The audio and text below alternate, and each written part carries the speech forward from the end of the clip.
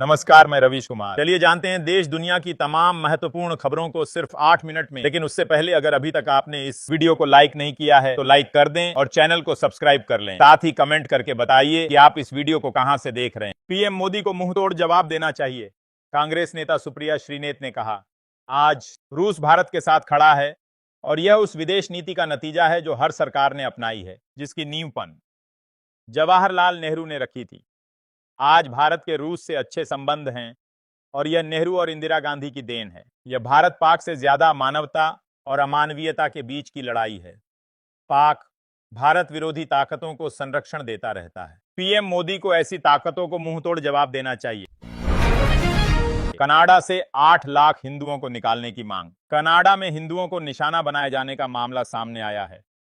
Canada के पत्रकार Boardman ने एक वीडियो शेयर किया है जिसमें टोरंटो के मलटन के गुरुद्वारे में हिंदू विरोधी परेड दिखाई गई है।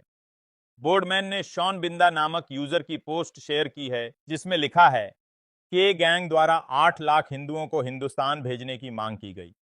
यह भारत सरकार के खिलाफ विरोध नहीं है, यह साफ तौर पर हिंदुओं के खिलाफ नफरत। सीएम रेखा के चांदनी चौक को शिफ्ट करने के ऐलान पर एएपी का रिएक्शन। नेता सौरभ भारद्वाज ने कहा, सीएम रेखा ने चांदनी चौक जैसी बाजारों को शिफ्ट करने का ऐलान किया था।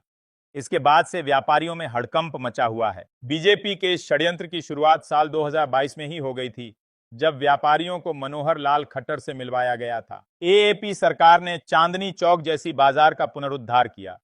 इसे आगे बढ़ाने के लिए $100 करोड़ का बजट भी बनाया। मुगल बादशाह ने भी कराई थी जनगणना। केंद्र ने देश में जातिगत जनगणना का ऐलान किया है। लेकिन क्या आपको मालूम है कि मुगलों के समय पर भी जनगणना हुई थी? मुगल बादशाह अकबर ने जनगणना कराई थी। डेटा को आईने अकबरी में दर्ज किया गया था। उस दौरान हिंदुओं की संख्या बहुत ज्यादा थी। 15वीं शताब्दी में मुगल साम्राज्य की स्थापना के वक्त हिंदुओं की जनसंख्या 80% से ज्यादा हुआ करता था। इस दौरान धर्म परिवर्तन हुए, फिर भी हिंदुओं की जनसंख्या ज्यादा रही। एससी में आज गोधरा कांड पर सुनवाई। दोषियों को फांसी देने की मांग। गोधरा कांड के दोषियों की याचिकाओं पर आज सुप्रीम कोर्ट में सुनवाई होगी। गुजरात सरकार ने दोषियों को फांसी देने की मांग की है। 3 जजों की बेंच सुनवाई करेगी। 27 फरवरी 2002 को साबरमती एक्सप्रेस के कोच S6 में आग लगा दी गई थी। 39 तीर्थयात्रियों की मौत हो गई थी। मामले में 11 दोषियों को फांसी की सजा हुई थी, जो उम्र कैद में बदल दी गई। गुजरात सरकार ने हाईकोर्ट के इस फैसले को सुप्रीम कोर्ट में चुनौती दी।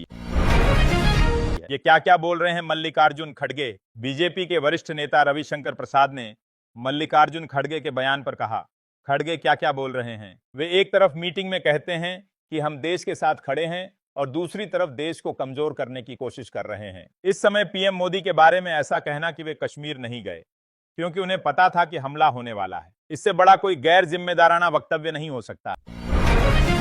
पाक को मिलने वाला पानी हरियाणा को दे दिया जाए। पंजाब हरियाणा जल विवाद पर एएपी सांसद संजय सिंह ने कहा, बीजेपी और उसका केंद्रीय नेतृत्व पानी के मुद्दे पर बहुत खराब राजनीति कर रहा है। हरियाणा को जितना पानी मिलना था वह दे दिया गया है। यह कोई ऐसी बात नहीं है जिसे छिपाया जा सके। पंजाब ने कोई भेदभाव नहीं किया है। अगर हरियाणा को और पानी चाहिए तो मैं पीएम मोदी से आग्रह करूंगा कि पाक को मिलने वाला पानी हरियाणा को दे दिया जाए। खराब राजनीति बीजेपी कर रही है। हमारी इंडस्ट्री शुरू से चोर रही है। एक्टर नवाजुद्दीन सिद्दीकी ने बॉलीवुड फिल्मों के फ्लॉप होने और क्रिएटिव कंटेंट की कमी पर बात की है। उन्होंने कहा, हमारी इंडस्ट्री शुरू से ही चोर रही है।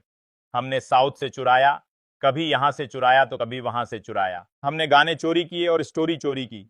जो चोर होते हैं वो क्रिएटिव कहां से हो सकते हैं कि बॉलीवुड की फिल्मों पर कई बार स्क्रिप्ट चोरी और गाने चोरी करने के आरोप लगते रहे।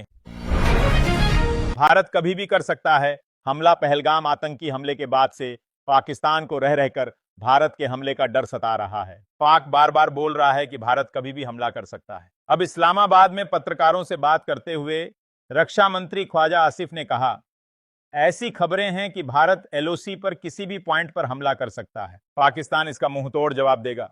आगे कहा कि पीएम शहबाज शरीफ ने पहलगाम हमले की अंतर्राष्ट्रीय जांच की मांग की है। हार का बदला ले रही एएपी सरकार। हरियाणा पंजाब पानी विवाद पर दिल्ली के मंत्री आशीष सूद ने रिएक्ट किया है। उन्होंने कहा, पंजाब सरकार और उस सरकार के साथ पंजाब में बैठे अरविंद केजरीवाल दिल्ली को मिलने वाले पानी को रोकने का काम कर रहे हैं। वे अपनी हार का बदला लेने के लिए दिल्ली की जनता से ऐसा कर रहे हैं। मैं इसकी कड़ी निंदा करता हूं। गाजा पर पूरी तरह से इजराइल करेगा कब्जा। प्लान इजरायली सेना गाजा पर पूरी तरह से कब्जा करने जा रही है। इजराइल की वॉर कैबिनेट ने इस फैसले को मंजूरी दे दी है। कहा जा रहा है कि अमेरिकी राष्ट्रपति डोनाल्ड ट्रंप के इजराइल दौरे के बाद इस फैसले को लागू किया जाएगा। इजराइल तब तक हमास के साथ सीज फायर और बंधक समझौते पर पहुंचने की कोशिश जारी रखेगा। बीते दिनों इजराइल ने गाजा के कई हिस्सों पर हवाई हमले किए। उधर हूतियों ने भी इजराइल पर मिसाइलें दागी। पीएम के पास पहलगाम हमले का इनपुट था। 3 दिन पहले रिपोर्ट मिली थी, रांची में कांग्रेस की संविधान बचाओ रैली में पहुंचे कांग्रेस अध्यक्ष मल्लिकार्जुन खड़गे ने कहा, पहलगाम में आतंकी हमला हुआ। आतंकी हमला, 26 बेगुनाह मारे गए और सरकार ने माना इंटेलिजेंस फेलियर है, उसे वे सुधारेंगे।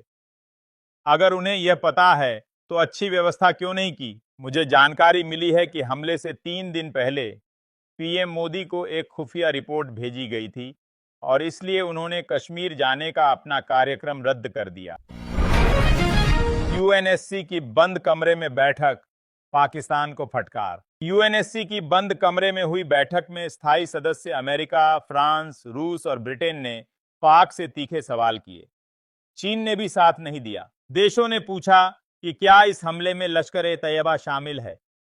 खास तौर पर धार्मिक आधार पर पर्यटकों को निशाना बनाए जाने का मुद्दा उठा। देशों ने पाकिस्तान की मिसाइल परीक्षणों और परमाणु धमकियों को तनाव बढ़ाने वाला बताया। भारत से यह मामला आपसी बातचीत से सुलझाने की नसीहत मिली। MIGM का सफल परीक्षण। नौसेना और DRDO ने multi influence ground mine MIGM का सफल परीक्षण किया है। इसे भारत में पूरी तरह से स्वदेशी तकनीक से बनाया गया है। यह माइन समुद्र के नीचे दुश्मनों, जहाजों और पनडुब्बियों को निशाना बनाने में सक्षम है। इस माइन से समुद्री सुरक्षा को मजबूती मिलेगी, साथ ही नौसेना की ताकत में इजाफा भी होगा। इससे पहले नेवी ने 24 अप्रैल को INS सूरत से मिसाइल टेस्ट किया।